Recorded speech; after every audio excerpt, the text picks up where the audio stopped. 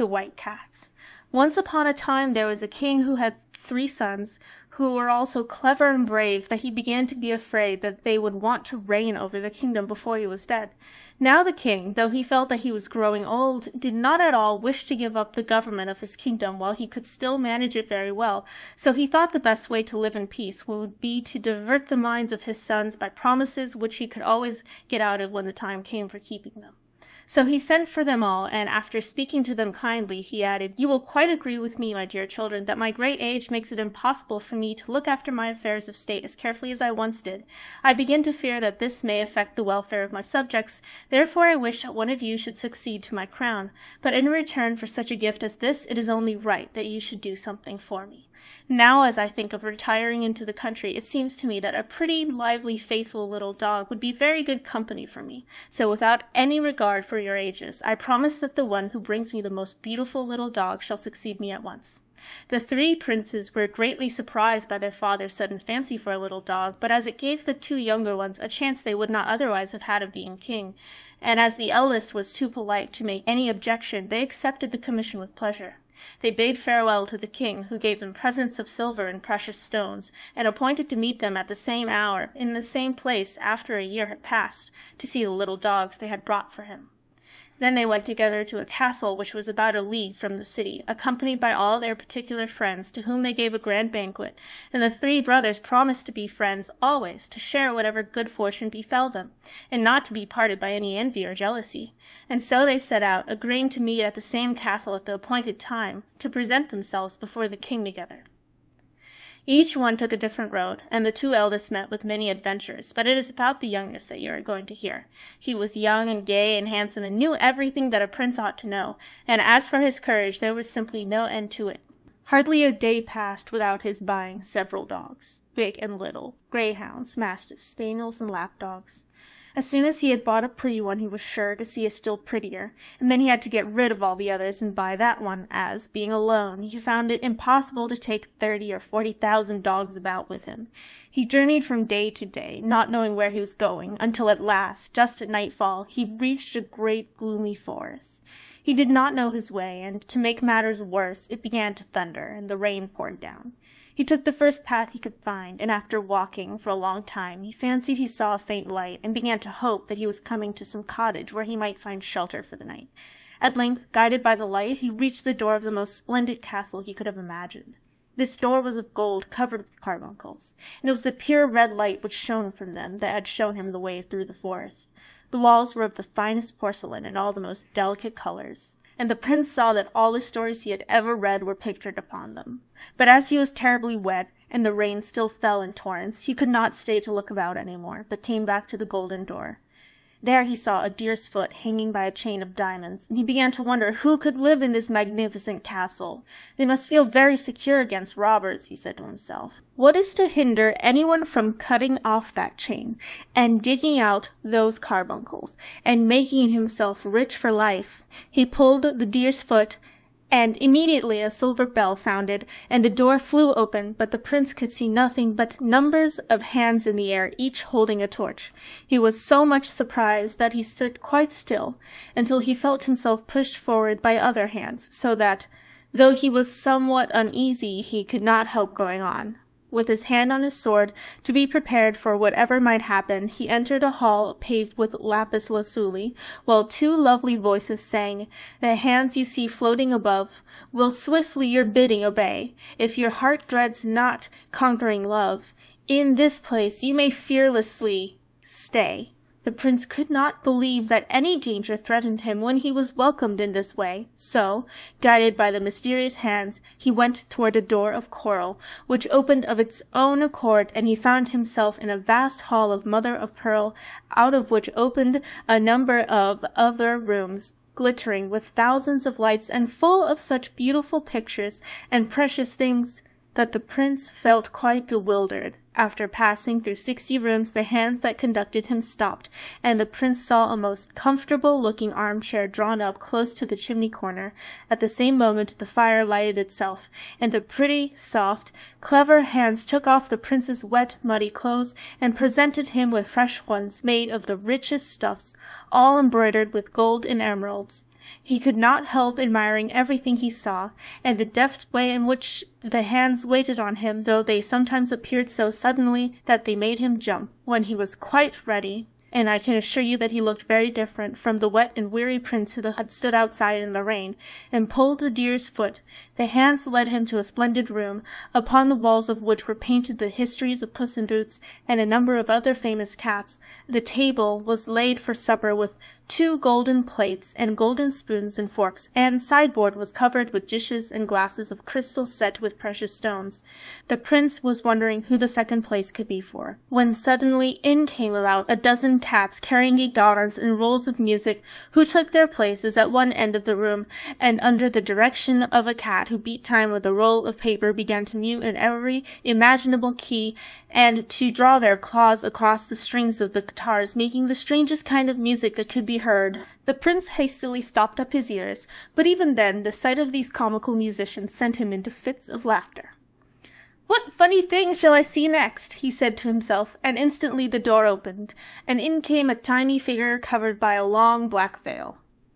It was conducted by 2 cats wearing black mantles and carrying swords, and a large party of cats followed, who brought in cages full of rats and mice. The prince was so much astonished that he thought he must be dreaming, but the little figure came up to him and threw back its veil, and he saw that it was the loveliest little white cat it is possible to imagine. She looked very young and very sad, and in a sweet little voice that went straight to his heart she said to the prince, "King's son, you are welcome. The Queen of the Cats is glad to see you." "Lady Cat," replied the prince, "I thank you for receiving me so kindly, but surely you are no ordinary pussy-cat?" "Indeed, the way you speak and the magnificence of your castle prove it plainly." "King's son," said the white cat, "I beg you to spare me these compliments, for I am not used to them. But now," she added, "let supper be served, and let the musicians be silent, as the prince does not understand what they are saying." So the mysterious hands began to bring in the supper, and first they put on the table 2 dishes, one containing stewed pigeons and the other a fricassee of fat mice. The sight of the latter made the prince feel as if he could not enjoy his supper at all, but the white cat, seeing this, assured him that the dishes intended for him were prepared in a separate kitchen, and he might be quite certain that they contained neither rats nor mice. And the prince felt so sure that she would not deceive him that he had no more hesitation in beginning. Presently he noticed that on the little paw that was next him, the white cat wore a bracelet containing a portrait, and he begged to be allowed to look at it. To his great surprise he found it represented an extremely handsome young man, who was so like himself that it might have been his own portrait. The white cat sighed as he looked at it, and seemed sadder than ever, and the prince dared not ask any questions for fear of displeasing her, so he began to talk about other things, and found that she was interested in all the subjects he cared for himself, and seemed to know quite well what was going on in the world. After supper they went into another room, which was fitted up as a theatre, and the cats acted and danced for their amusement. And then the white cat said good night to him, and the hands conducted him into a room he had not seen before, hung with tapestry worked with butterflies' wings of every color. There were mirrors that reached from the ceiling to the floor, and a little white bed with curtains of gauze tied up with ribbons. The prince went to bed in silence, as he did not quite know how to begin a conversation with the hands that waited on him. In the morning he was awakened by a noise and confusion outside of his window, and the hands came and quickly dressed him in a hunting costume. When he looked out, all the cats were assembled in the courtyard, some leading greyhounds, some blowing horns, for the white cat was going out hunting. The hands led a wooden horse up to the prince, and seemed to expect him to mount it, at which he was very indignant. But it was no use for him to object, for he speedily found himself upon its back, and it pranced gaily off with him. The white cat herself was riding a monkey, which climbed even up to the eagle's nest when she had a fancy for the young eaglets. Never was there a pleasanter hunting party, and when they returned to the castle, the prince and the white cat supped together as before, but when they had finished she offered him a crystal goblet, which must have contained a magic draught, for as soon as he had swallowed its contents he forgot everything, even the little dog that he was, seeking for the king, and only thought how happy he was to be with the white cat. And so the days passed in every kind of amusement until the year was nearly gone. The prince had forgotten all about meeting his brothers. He did not even know what country he belonged to, but the white cat knew when he ought to go back, and one day she said to him, Do you know that you have only 3 days left to look for the little dog for your father, and your brothers have found lovely ones?" Then the prince suddenly recovered his memory, and cried, "What can have made me forget such an important thing? My whole fortune depends upon it, and even if I could in such a short time find a dog pretty enough to gain me a kingdom, where should I find a horse who would carry me all that way in 3 days?" And he began to be very vexed. But the white cat said to him, "King's son, do not trouble yourself. I am your friend, and will make everything easy for you. You can still stay here for a day, as the good wooden horse can take you to your country in 12 hours. "I thank you, beautiful cat," said the young prince, "but what good will it do me to get back if I have not a dog to take to my father?" "See here," answered the white cat, holding up an acorn, "there is a prettier one in this than in the dog star." "Oh, white cat dear," said the prince, "how unkind you are to laugh at me now." "Only listen," she said, holding the acorn to his ear, and inside it he distinctly heard a tiny voice say, "Bow wow!" The prince was delighted, for a dog that can be shut up in an acorn must be very small indeed. He wanted to take it out and look at it, but the white cat said it would be better not to open the acorn till he was before the king, in case the tiny dog should be cold on the journey. He thanked her 1,000 times, and said good-bye quite sadly when the time came for him to set out. "The days have passed so quickly with you," he said. "I only wish I could take you with me now." But the white cat shook her head and sighed deeply in answer. After all, the prince was the first to arrive at the castle where he had agreed to meet his brothers, but they came soon after, and stared in amazement when they saw the wooden horse in the courtyard jumping like a hunter. The prince met them joyfully, and they began to tell him all their adventures, but he managed to hide from them what he had been doing, and even led them to think that a turnspit dog which he had with him was the one he was bringing for the king. Fond as they all were of one another, the 2 eldest could not help being glad to think that their dogs certainly had a better chance. The next morning they started in the same chariot. The elder brothers carried in baskets 2 such tiny fragile dogs that they hardly dared to touch them. As for the turnspit, he ran after the chariot, and got so covered with mud that one could hardly see what he was like at all. When they reached the palace, everyone crowded round to welcome them as they went into the king's great hall, and when the 2 brothers presented their little dogs, nobody could decide which was the prettier. They were already arranging between themselves to share the kingdom equally, when the youngest stepped forward, drawing from his pocket the acorn the white cat had given him. He opened it quickly, and there upon a white cushion they saw a dog so small that it could easily have been put through a ring. The prince laid it upon the ground, and it got up at once and began to dance. The king did not know what to say, for it was impossible that anything could be prettier than this little creature. Nevertheless, as he was in no hurry to part with his crown, he told his sons that, as they had been so successful the first time, he would ask them to go once again, and seek by land and sea for a piece of muslin so fine that it could be drawn through the eye of a needle. The brothers were not very willing to set out again, but the 2 eldest consented because it gave them another chance, and they started as before. The youngest again mounted the wooden horse and rode back at full speed to his beloved white cat. Every door of the castle stood wide open, and every window and turret was illuminated, so it looked more wonderful than before. The hands hastened to meet him and led the wooden horse off to the stable, while he hurried in to find the white cat. She was asleep in a little basket on a white satin cushion, but she very soon started up when she heard the prince, and was overjoyed at seeing him once more. "How could I hope that you would come back to me, king's son?" she said, and then he stroked and petted her, and told her of his successful journey, and how he had come back to ask her help, as he believed that it was impossible to find what the king demanded. The white cat looked serious, and said she must think what was to be done, but that luckily there were some cats in the castle who could spin very well, and if anybody could manage it, they could, and she would set them the task herself.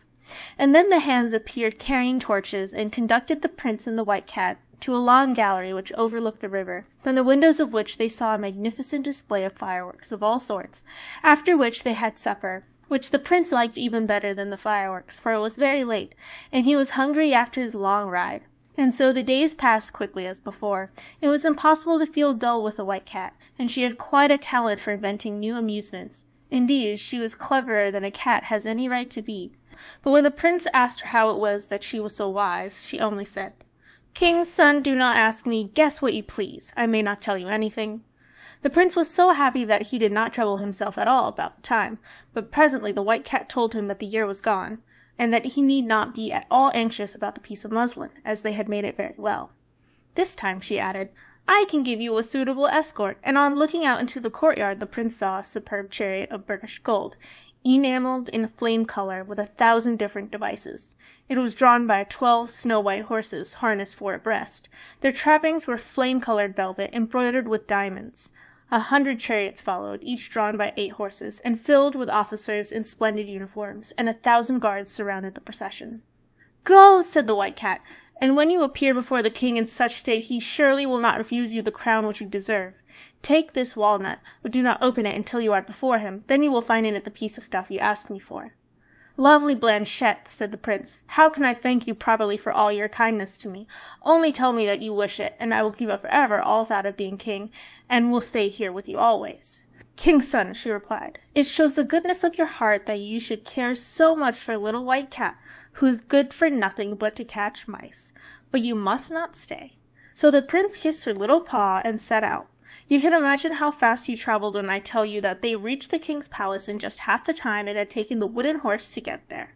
This time the prince was so late that he did not try and meet his brothers at their castle, so they thought he could not be coming and were rather glad of it, and displayed their pieces of muslin to the king proudly, feeling sure of success. And indeed the stuff was very fine, and would go through the eye of a very large needle. But the king, who was only too glad to make a difficulty, sent for a particular needle, which was kept among the crown jewels, and had such a small eye that everybody saw at once that it was impossible that the muslin should pass through it. The princes were angry, and were beginning to complain that it was a trick, when suddenly the trumpet sounded, and the youngest prince came in. His father and brothers were quite astonished at his magnificence, and after he had greeted them, he took the walnut from his pocket and opened it, fully expecting to find a piece of muslin, but instead there was only a hazelnut. He cracked it, and there lay a cherry stone. Everybody was looking on, and the king was chuckling to himself at the idea of finding the piece of muslin in a nutshell. However, the prince cracked the cherry stone, but everyone laughed when he saw it contain only its own kernel. He opened that and found a grain of wheat, and in that was a millet seed. Then he himself began to wonder, and muttered softly, White Cat, are you making fun of me? In an instant he felt a cat's claw give his hand quite a sharp scratch, and hoping that it was meant as an encouragement, he opened the millet seed and drew out of it a piece of muslin 400 ells long, woven with the loveliest colors and most wonderful patterns. And when the needle was brought, it went through the eye 6 times with the greatest ease. The king turned pale, and the other princes stood silent and sorrowful, for nobody could deny that this was the most marvelous piece of muslin that was to be found in the world. Presently the king turned to his sons and said, with a deep sigh, Nothing could console me more in my old age than to realize your willingness to gratify my wishes. Go then once more, and whoever at the end of a year can bring back the loveliest princess shall be married to her, and shall, without further delay, receive the crown, for my successor must certainly be married. The prince considered that he had earned the kingdom fairly twice over, but still he was too well bred to argue about it, so he just went back to his gorgeous chariot, and surrounded by his escort, returned to the White Cat faster than he had come. This time she was expecting him. The path was strewn with flowers, and 1,000 braziers were burning scented woods which perfumed the air. Seated in a gallery from which she could see his arrival, the White Cat waited for him. Well, king's son, she said, here you are once more, without a crown. Madam, said he, thanks to your generosity I have earned one twice over, but the fact is that my father is so loth to part with it that it would be no pleasure to me to take it. Never mind, she answered, it's just as well to try and deserve it. As you must take back a lovely princess with you, next time I will be on the lookout for one for you. In the meantime, let us enjoy ourselves. Tonight I have ordered a battle between my cats and the river rats on purpose to amuse you. So this year slipped away even more pleasantly than the preceding ones. Sometimes the prince could not help asking the White Cat how it was she could talk. Perhaps you are a fairy, he said, or has some enchanter changed you into a cat? But she only gave him answers that told him nothing. Days go by so quickly when one is very happy that it is certain the prince would never have thought of its being time to go back, when one evening, as they sat together, the White Cat said to him that if he wanted to take a lovely princess home with him the next day he must be prepared to do what she told him. Take this sword, she said, and cut off my head. Aye, cried the prince, I cut off your head. Blanchette, darling, how could I do it? I entreat you to do as I tell you, king's son, she replied. The tears came into the prince's eyes as he begged her to ask him anything but that, to set him any task she pleased as a proof of his devotion, but to spare him the grief of killing his dear pussy. But nothing he could say altered her determination, and at last he drew his sword, and desperately, with a trembling hand, cut off the little white head. But imagine his astonishment and delight when suddenly a lovely princess stood before him, and while he was still speechless with amazement, the door opened and a goodly company of knights and ladies entered, each carrying a cat's skin. They hastened with every sign of joy to the princess, kissing her hand and congratulating her on being once more restored to her natural shape. She received them graciously, but after a few minutes begged that they would leave her alone with the prince, to whom she said, "You see, prince, that you were right in supposing me to be no ordinary cat. My father reigned over 6 kingdoms. The queen, my mother, whom he loved dearly, had a passion for traveling and exploring, and when I was only a few weeks old she obtained his permission to visit a certain mountain of which she had heard many marvelous tales, and set out, taking with her a number of her attendants. On the way they had to pass near an old castle belonging to the fairies. Nobody had ever been into it, but it was reported to be full of the most wonderful things, and my mother remembered to have heard that the fairies had in their gardens such fruits as were to be seen and tasted nowhere else. She began to wish to try them for herself, and turned her steps in the direction of a garden. On arriving at the door, which blazed with gold and jewels, she ordered her servants to knock loudly, but it was useless. It seemed as if all the inhabitants of the castle must be asleep or dead. Now the more difficult it became to obtain the fruit, the more the queen was determined that have it she would. So she ordered that they should bring ladders, and get over the wall into the garden. But though the wall did not look very high, and they tied the ladders together to make them very long, it was quite impossible to get to the top. The queen was in despair, but as night was coming on, she ordered that they should encamp just where they were, and went to bed herself, feeling quite ill. She was so disappointed. In the middle of the night she was suddenly awakened, and saw to her surprise a tiny, ugly old woman seated by her bedside, who said to her, "I will consent to give you as much as you can carry away, on one condition, that is, that you shall give us your little daughter to bring up as our own." "Ah, my dear madam," cried the queen, "is there nothing else that you will take for the fruit? I will give you my kingdoms willingly." "No," replied the old fairy, "we will have nothing but your little daughter. She shall be as happy as the day is long, and we will give her everything that is worth having in fairyland, but you must not see her again until she is married." "Though it is a hard condition," said the queen, "I consent, for I shall certainly die if I do not taste the fruit, and so I should lose my little daughter either way." So the old fairy led her into the castle, and though it was still the middle of the night, the queen could see plainly that it was far more beautiful than she had been told. "Which you can easily believe, prince," said the white cat, "when I tell you that it was this castle that we are now in." "Will you gather the fruit yourself, queen?" said the old fairy. "Or shall I call it to come to you?" "I beg you to let me see it come when it is called," cried the queen. "That will be something quite new." The old fairy whistled twice, then she cried, "Apricots, peaches, nectarines, cherries, plums, pears, melons, grapes, apples, oranges, lemons, gooseberries, strawberries, raspberries, come!" And in an instant they came tumbling in one over another, and yet they were neither dusty nor spoiled, and the queen found them quite as good as she had fancied them. You see, they grew upon fairy trees. The old fairy gave her golden baskets in which to take the fruit away, and it was as much as 400 mules could carry. Then she reminded the queen of her agreement, and led her back to the camp, and next morning she went back to her kingdom. But before she had gone very far, she began to repent of her bargain, and when the king came out to meet her, she looked so sad that he guessed that something had happened, and asked what was the matter. At first the queen was afraid to tell him, but when, as soon as they reached the palace, 5 frightful little dwarfs were sent by the fairies to fetch me, she was obliged to confess what she had promised. The king was very angry, and had the queen and myself shut up in a great tower and safely guarded, and drove the little dwarfs out of his kingdom. But the fairies sent a great dragon, who ate up all the people he met, and whose breath burnt up everything as he passed through the country. And at last, after trying in vain to rid himself of this monster, the king, to save his subjects, was obliged to consent that I should be given up to the fairies. This time they came themselves to fetch me, in a chariot of pearl drawn by sea-horses, followed by the dragon, who was led with chains of diamonds. My cradle was placed between the old fairies, who loaded me with caresses, and away we whirled through the air to a tower which they had built on purpose for me. There I grew up, surrounded with everything that was beautiful and rare, and learning everything that is ever taught to a princess, but without any companions but a parrot and a little dog who could both talk, and receiving every day a visit from one of the old fairies, who came mounted upon the dragon. One day, however, as I sat at my window, I saw a handsome young prince, who seemed to have been hunting in the forest which surrounded my prison, and who was standing and looking up at me. When he saw that I observed him, he saluted me with great deference. You can imagine that I was delighted to have some one new to talk to, and in spite of the height of my window, our conversation was prolonged till night fell. Then my prince reluctantly bade me farewell. But after that he came again many times, and at last I consented to marry him. But the question was, how was I to escape from my tower? The fairies always supplied me with flax for my spinning, and by great diligence I made enough cord for a ladder that would reach to the foot of the tower. But alas, just as my prince was helping me to descend it, the crossest and ugliest of the old fairies flew in.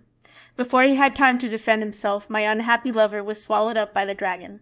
As for me, the fairies, furious at having their plans defeated, for they intended me to marry the king of the dwarfs, and I utterly refused, changed me into a white cat. When they brought me here, I found all the lords and ladies of my father's court awaiting me under the same enchantment, while the people of lesser rank had been made invisible, all but their hands. As they laid me under the enchantment, the fairies told me all my history, for until then I had quite believed that I was their child, and warned me that my only chance of regaining my natural form was to win the love of a prince who resembled in every way my unfortunate lover. "And you have won it, lovely princess," interrupted the prince. "You are indeed wonderfully like him," resumed the princess, "in voice, in features, and everything, and if you really love me, all my troubles will be at an end." "And mine too," cried the prince, throwing himself at her feet, "if you will consent to marry me." "I love you already, better than anyone in the world," she said, "but now it is time to go back to your father, and we shall hear what he says about it." So the prince gave her his hand and led her out, and they mounted the chariot together. It was even more splendid than before, and so was the whole company. Even the horse's shoes were of rubies with diamond nails, and I suppose that is the first time such a thing was ever seen. As the princess was as kind and clever as she was beautiful, you may imagine what a delightful journey the prince found it, for everything the princess said seemed to him quite charming. When they came near the castle where the brothers were to meet, the princess got into a chair carried by 4 of the guards. It was hewn out of one splendid crystal, and had silken curtains, which she drew round her that she might not be seen. The prince saw his brothers walking upon the terrace, each with a lovely princess, and they came to meet him, asking if he had also found a wife. He said that he had found something much rarer, a white cat. At which they laughed very much, and asked him if he was afraid of being eaten up by mice in the palace, and then they set out together for the town. Each prince and princess rode in a splendid carriage. The horses were decked with plumes of feathers, and glittered with gold. After them came the youngest prince, and last of all the crystal chair, at which everybody looked with admiration and curiosity. When the courtiers saw them coming, they hastened to tell the king. "Are the ladies beautiful?" he asked anxiously. And when they answered that nobody had ever before seen such lovely princesses, he seemed quite annoyed. However, he received them graciously, but found it impossible to choose between them. Then turning to his youngest son, he said, "Have you come back alone after all?" "Your Majesty," replied the prince, "will find in that crystal chair a little white cat which has such soft paws, and mews so prettily that I am sure you will be charmed with it." The king smiled and went to draw back the curtains himself, but at a touch from the princess the crystal shivered into 1,000 splinters, and there she stood in all her beauty. Her fair hair floated over her shoulders and was crowned with flowers, and her softly falling robe was of the purest white. She saluted the king gracefully, while a murmur of admiration rose from all around. "Sire," she said, "I am not come to deprive you of the throne you fill so worthily. I have already 6 kingdoms. Permit me to bestow one upon you, and upon each of your sons. I ask nothing but your friendship, and your consent to my marriage with your youngest son. We shall still have 3 kingdoms left for ourselves." The king and all the courtiers could not conceal their joy and astonishment, and the marriage of the 3 princes was celebrated at once. The festivities lasted several months, and then each king and queen departed to their own kingdom and lived happily ever after.